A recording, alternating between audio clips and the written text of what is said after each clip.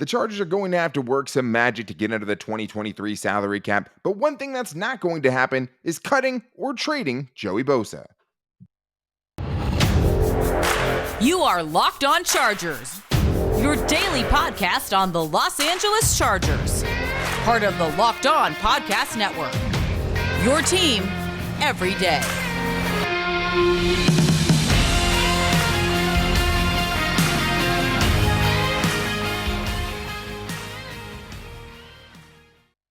What is up, and welcome into the Locked On Chargers podcast. I'm your host, Daniel Wade, joined as always by my co-host, David Drogemeyer. We've been covering the Chargers together now for 7 seasons, but this is our 5th season as a host of the Locked On Chargers podcast, bringing you your team every day. Thank you guys so much for making this your first listen today, and to make sure you never miss the show, go subscribe to the Locked On Chargers YouTube channel, and also follow the show for free on all platforms wherever you get your podcast from. And today we have to talk about a hot topic that has been going around Charger social media, and that is the thought of cutting or releasing Joey Bosa, right? And I mean, or cutting or trading Joey Bosa, I should say. And it's just not going to happen. I don't see it. You don't get better right now without Joey Bosa. And we'll talk about why we don't think it's going to happen. But what about the guy on the other side? Khalil Mack would also clear $23 million or just about in salary cap space. That's about what the Chargers are over right now, right? Does that make any sense? If you're talking about Keenan Allen, why are we not talking more about Khalil Mack? And we'll also get into the rest of our Chargers mailbag at the end of the show, talking about reasons to be excited still. It's not all doom and gloom. There's some things that all Chargers fans should be excited about going into next year, but you're looking for a Super Bowl, and it's going to be tough, and some tough decisions are going to have to be made along the way. But this episode of Locked On Chargers is brought to you by Nissan. The only thing more exciting than the big game is the all-new, all-electric 2023 Nissan Ariya. There are only 4 days left until the Super Bowl. Are you ready? The Nissan Ariya, the EV for the people who love to drive. Learn more at nissanusa.com. David, this is something that we've been seeing a lot, on Chargers Twitter, Chargers social media, and we have a good question here in our Chargers mailbag from Bolts Fam and Jay, who asks, what do you think about trading Joey Bosa for a first-round pick to take a new edge rusher in the draft and free up cap space? So I understand, right? The lasting image Chargers fans have right now is Joey Bosa slamming his, helmet on the sideline and making big mistakes in the biggest game of the season for the Chargers and coming off of a hurt season. But the Chargers are also in win now mode. Like, there's no way you can get a replacement for this level of player. The Chargers lucked out by getting a guy, even picking with the 3rd overall pick, that's as good as Joey Bosa. And it's just hard to imagine right now, David, trading or, cutting Joey Bosa, which helps nobody because it's just $38 million in dead cap space, makes any sense for the Chargers right now. Yeah, it doesn't make sense from a business standpoint. Obviously, you just pointed that out with the money side. But also, I don't like the idea of trading a known commodity, an elite talent in this league, for a lottery pick. For a draft pick you're going to bring in that you have no idea what they bring to the table, and you can't conceivably fathom that they're going to be able to bring you any type of similar production to Joey Bosa. He's just, I think the biggest thing here too is people underestimating kind of how good Joey Bosa is and how good he was last season in even a very, very small capacity, right? The biggest thing is, yes, obviously he has to play more games. He missed 12 games last season, and it's hard to want to pay someone who missed 12 games $31 million, which is what his cap hit's going to be. Yeah. You can't. I mean, there's just no way, you can feel great about that, but it was trending in the right direction health-wise, at least for him, right? In the 3 seasons leading up to 2022, he had only missed 5 games in those 3 years, right? A couple of 16-game seasons mixed in there as well, which was really trending positive. And then this year happens. He misses 12 games, and it's hard, but when he was in there, he was great. With anyone who pass rushed 100 times last season, he was the number 1 guy as far as pass rush win rate, beating his man. There was nobody better than him.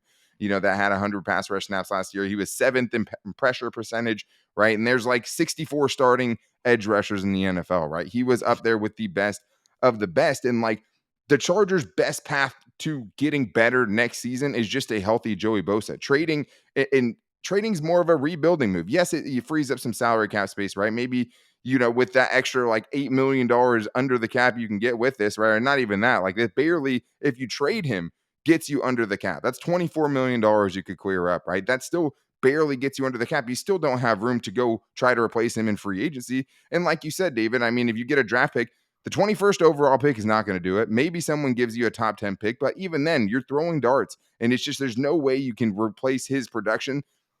The injuries are a concern, but the best way to improve this defense is getting him out there next season healthy. Yes, Joey Bosa, what he does And I've said it many times on this show. He's a guy that's a force multiplier. He is a guy that makes everyone around him better because of his complete skill set. I mean, he's one of those edge rushers that can do everything at a phenomenally elite level. He can Yeah. stop the run, he can control the edge, and he can get after the quarterback. Like you pointed out, pretty much better than anybody in the league when he is right. And so I think one of the good things about this for Joey is that from what we've heard, he's been dealing with these injuries and they've been chronic for the last couple of years. So him getting these surgeries, getting right, getting completely healthy, I mean, that would be very interesting for me to see what a completely, truly 100% healthy Joey Bosa can do out there when he is really not having to be hampered by any kind of medical restrictions. Well, and it's funny because when Joey Bosa came back this year, they were talking to him in the locker room right before he even played his first game back yet. And everyone's Yeah. like, how excited are you to be back? You're healthy for this season. And he was saying, yeah, I'm really excited to be back. But what I'm really, really excited about is being able to get into the offseason and be able to have a full offseason where I can Yes. train to the level that I want to train at, right? He's the guy Right. that trains at a higher level than most, I would say. Like he's known for Sure. that. Him and his brother are both known for that. And he felt like the last few years he had not been able to prepare his body the right way to get ready for a season, right? And he was Yeah. basically just having to battle through. Obviously, it looked like he got nicked up in week 18 in a meaningless game. So it's hard to know even how healthy he was going into the Jaguars game. But as far as a big time injury, he had that core muscle surgery that should hopefully clear things up and clear up some of the other issues that were really coming from that, right, next Yeah. season. And you have to hope so. I mean, Yes. that's the best case scenario for the Chargers. It's hard to bet on that, but I don't know if a team's giving you a top 10 pick for a guy that was injured, right? And does have the cap hits and can fit his cap hit on their roster, right? Like those are Yeah. a lot of ifs there. Maybe you get a first round pick. Bradley Chubb just went for a first round pick. Obviously, you're getting more than that most likely.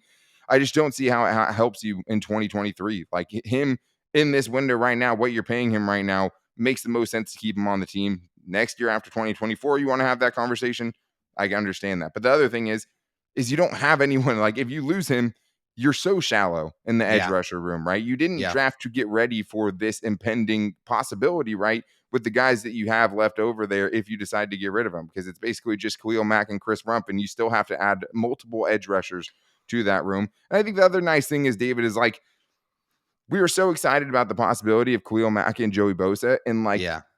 if you do get those guys, and Khalil Mack just played every game last season, like the best is still yet to come potentially. Like that's Yeah. the quickest way the Chargers can improve their pass rush, which was 30th in the NFL last year. You have both those guys out there based on what they did the first couple of games when they got to play together fully healthy. I mean, that's a game changer. Yeah, and you also couple that with the fact that it seemed like the defense was starting to hit their stride a little bit more, and they were able to produce some pass rush from some different places, like the middle linebacker position, like the secondary, where they're bringing the corners and they're bringing the safeties. They're able to really get after the quarterback. They were forced to try to figure out how to manufacture that pass rush. So imagine being able to use that and also have a healthy Joey Bosa and a healthy Khalil Mack on the field at the same time. That could make your pass rush even better. But honestly, Daniel, they need to add pass rush to their team every single year. I mean, and that's one of the things Yeah. that they have neglected to do. They did not plan properly for this eventuality. And hey, Joey Bosa is getting close to 30. Mac is already over 30. So you need to have those contingency plans. You got to continue to add pass rushers. You got to get after the quarterback Hey, for what let's he slow is. down with Bosa a little bit. I think he's 28, right? I mean, that's right in the Yeah. middle of his prime right now. Let's not talk about a 30-year-old Joey Bosa yet right now. I mean, that's something to deal with down the road. But Fair enough. it's just he's too good. Like when he's out there, he's really, really good. And he might not Yeah. have had the players around him, right, to really kind of showcase that or have him play on a better defense, right? Yeah. He's very, very good. You're not going to replace him. There's just everyone's looking for a guy like that. Everybody drafts players every year to be a guy like that, right? Maybe Yeah. those teams have better depth, but not many guys hit on that, even when they're using first round picks on it. So just because you get a first round pick back doesn't mean you're going to be able to replace his production. It's just not that simple. But he obviously has to stay healthy. That's the most important thing for him. If you get 17 games out of Joey Bosa next year, that changes the entire complexion of the Chargers defense. But what about the guy on the other side, right? Because Khalil Mack and Joey Bosa is what you want to see, but you still are $23 million over the cap as far as effective cap space.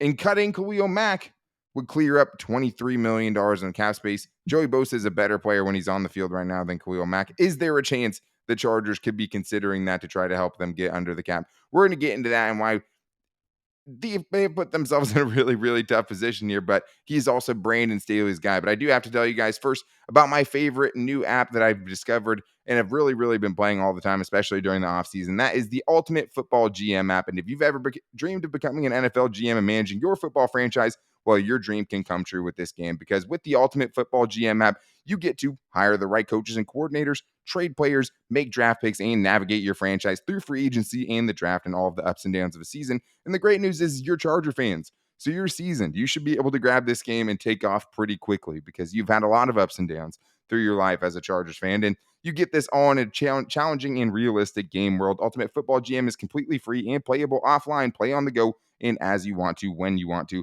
Locked On Chargers listeners get a 100% free boost to their franchise when using the promo code Locked On, all caps, in the game store. That's Locked On in all caps, so make sure to check it out today. To download the game, just visit ultimate-gm.com or look it up on the app stores. That's ultimate-gm.com. Ultimate Football GM. Start your dynasty today. So we talked about Joey Bosa, and I think that is he is polarizing, talking trash to Eagles fans, right?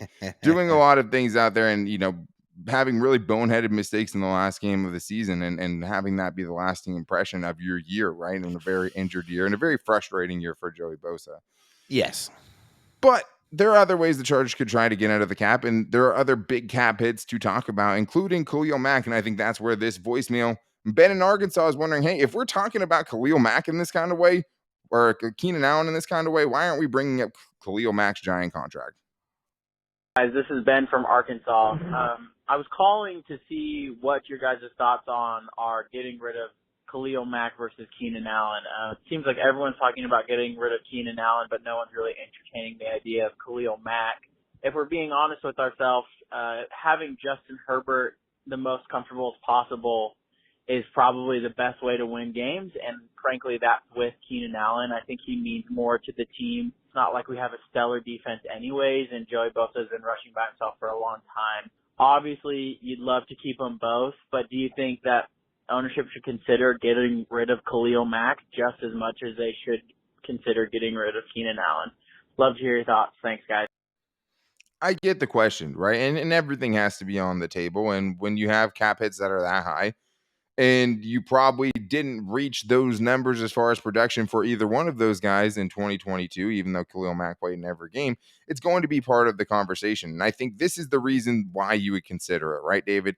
If you were to release him with a post-June 1st designation, right, which means you could release him early and then it doesn't go into effect until June 1st, so you can let him go explore free agency and you can free up the cap that you need to get under the salary cap. He has a $27.3 million cap hit in 2023. That's a big number, right? It's going to be hard for him to live up to that number. And last year, he had 8 sacks, 12 tackles for loss. But most notably, he had only 1 sack in the last 8 games, most of those without Joey Bosa. And when you look at his stats, I mean, he was 47th in pressure percentage, 53rd in win rate as far as edge rushers go, with anyone who had 100 pass rushing snaps. And he had to do that without Joey Bosa. But that was a very big, part of Khalil Mack's season, was him not necessarily being able to put up the snaps in Joey Bosa's absence that you want to see. So I think those are the reasons why you'd consider it, and obviously you're comparing it to releasing Keenan Allen, and it's hard to do either one. It is. It's really tough. I mean, especially you're sitting here and you're talking about the best players on your roster. And I mean, just imagine also this. If the Chargers didn't have Khalil Mack, what would the pass rush situation look like? I mean, you think the rushing numbers were bad that the Chargers were giving up with Khalil Mack on the field? Just imagine how disastrous it would be with him off the field. He was great, still great against the run. And yeah, I mean, he definitely was not as dominant as he was earlier on in his career, where he was a one-man wrecking crew. He's not not quite that same explosive type of player. So he is a guy that really works at his best when he's being complemented with another pass rusher on the other side. And that's what you wanted to see. You wanted to see him and Joey Bosa together. But this is the crazy thing. If you just take the games where him and Joey Bosa both started the game and finished the game healthy, right? So you're taking out the first Jaguars game when Joey Bosa got hurt. You're taking out the last game of the season against the Broncos where Joey Bosa only played in the first half and Khalil Mack didn't play the whole game. In those 4 games that both of them played an entire game healthy, Khalil Mack had 5 sacks. in 4 games when he had Yeah. Joey Bosa rushing on the other side of him. I mean, Big 4 of difference. those were in the first 2 games of the season, right? So that's obviously skewed a little bit. And maybe he was trailing off a little bit towards the end of the season and just didn't have the same gas tank that he had. But at the Yeah. same time, there's an obvious difference when you have that guy. And just because, you're not seeing those raw numbers, having that other guy there pushes sacks into you. Yeah. Khalil Mack had a couple of pressures that helped Kyle Van Noy down the stretch get a couple For of sacks, sure. right? Yeah. It all comes together. But when you have both of those two guys, that's what helps. And that's why one of the reasons why I don't think he's going to get released. But the other thing is, too, David, is just like he is Brandon Staley's guy. Like he went and they also spent a second round pick on him. So I even though, 23 million sounds really good when you're 23 million over the cap, I still just don't see it happening.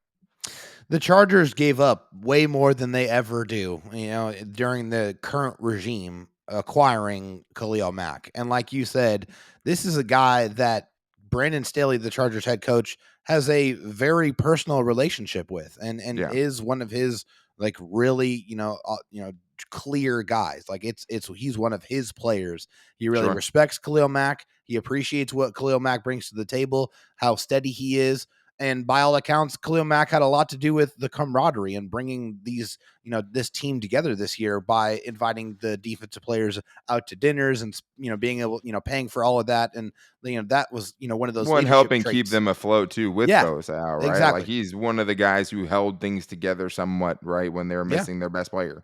Yes, exactly. So all of the things that Khalil Mack brought to the table, the pass rush production, the also the leadership ability, and coupling that with being Brandon Staley's, one of his core players, it's hard to believe that Brandon Staley is going to sign off on the Chargers cutting Khalil Mack after, all the resources they put into acquiring him and bringing him over to the Chargers.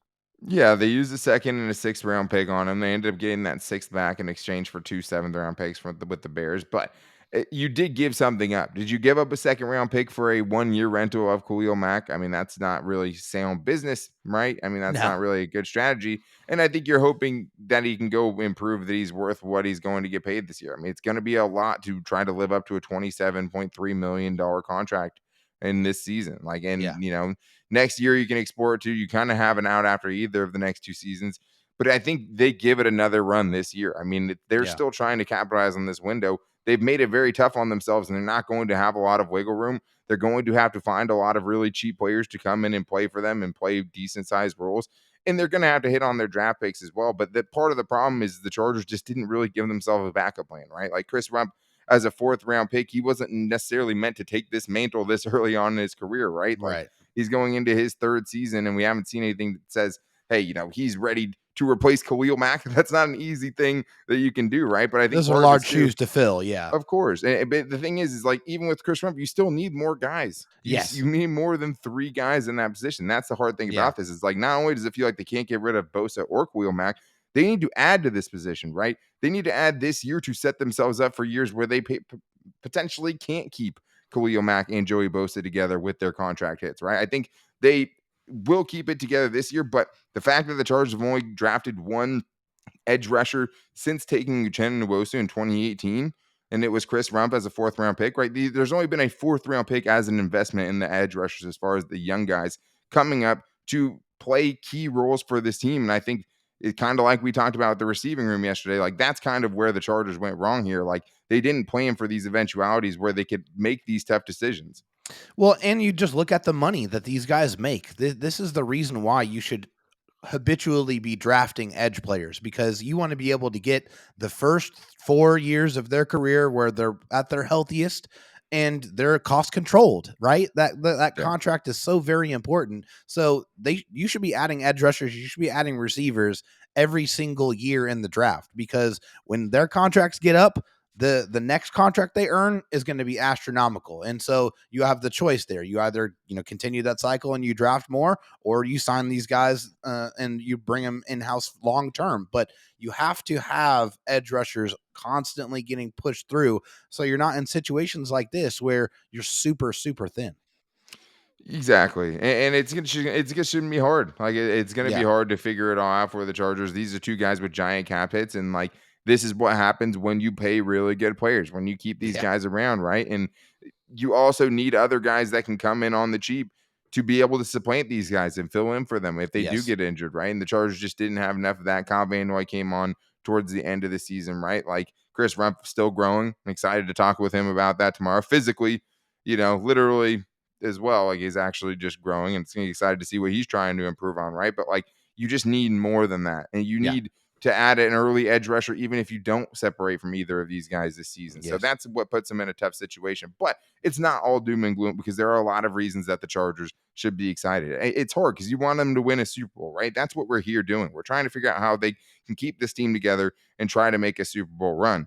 And it's hard. And that's why only one team gets it every single season, right? So it might seem like we're down on it a little bit right now, but it's just because it's a really, really hard thing to do. And we want to see them get to that ultimate goal. But there's still very, very many things to be excited about, including Kellen Moore and who he could potentially get more out of it, and some of the development from some of the Chargers young players as well. So we're going to get into that coming up after this. I do need to tell you guys that today's episode is brought to you by my favorite daily fantasy app. And of course, I'm talking about Prize Picks. Make sure you guys get your Prize Picks entries in for the big game coming up this weekend. Prize Picks, you can just pick 2 to 6 players, and if they score more or less than their Prize Picks projections, you can win up to 25 times your money on your entry. There's no competing against other people. It's just you versus the Prize Picks projections. And they have a bunch of selections that you can make for the big game coming up, including combined passing yards, touchdowns, and so much more. And if you're not even looking for football, and we know football, unfortunately, is going to end this week, it's okay because with Prize Picks, you can also do NBA, NHL, PGA, college basketball, tennis, MMA, boxing, disc golf, Euro basketball, whatever you're looking for, you can find it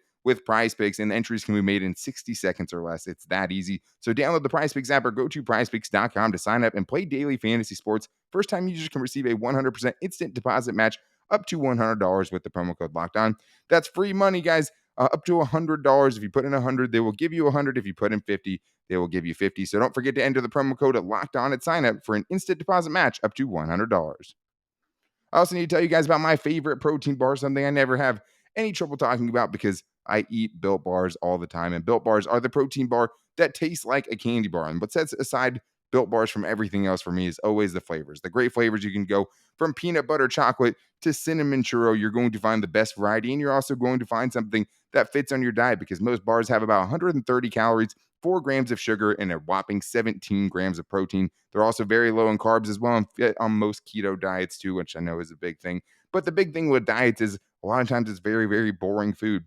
Switch things up, spice things up with Built Bars because they are all 100% covered in chocolate and they're soft and easy to chew. And right now they're as available as ever because you can go down to Walmart, get yourself a 4-bar box of cookies and cream, double chocolate, coconut puff, or you can go to Sam's Club and run in and grab a 13-bar box and get the best of all the worlds with hit flavors like brownie batter and so many more to choose from. And keeping that variety up is also a huge key, especially when you're trying to diet as well and stick to those New Year's resolutions. Shout out to anyone who has their New Year's resolutions still going in February because you deserve it. But go to BuiltBar.com right now, guys, and you can save some money. Use the promo code LOCKEDON15. You can get 15% off your next order at BuiltBar.com.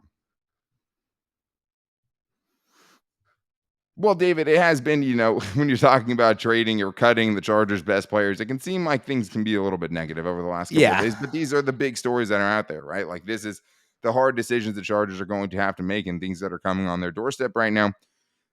At the same time, it's hard. It's easy to forget how much good is there too, right? And how many things there are to be excited about. And I think that's what Max wanted to touch on a little bit with his video and voicemail from today's show.